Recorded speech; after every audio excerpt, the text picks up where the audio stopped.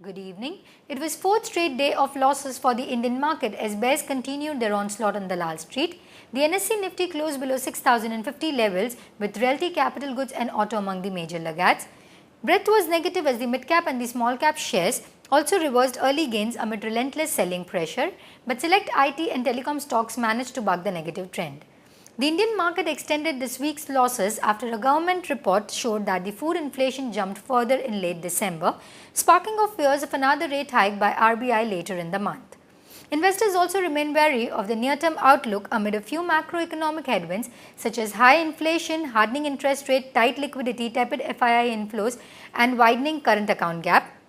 Also, lack of any significant progress in key policy reforms and the recent deferment of EGM decision on oil and urea prices appear to have hurt investor confidence to some extent.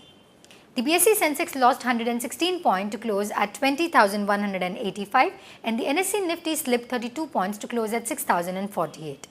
Among the BSE sectoral indices, the BSE Realty Index was the top loser, down by 2.5%, followed by the BSE Capital Good Index down by 2% and the BSE Auto Index lost 1.7%.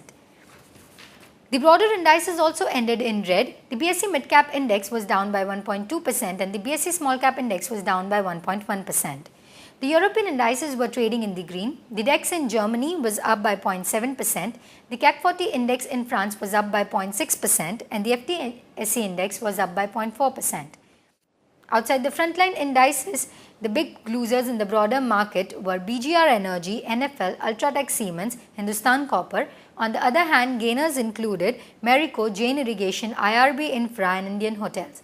Thank you. Wish you have a great evening ahead.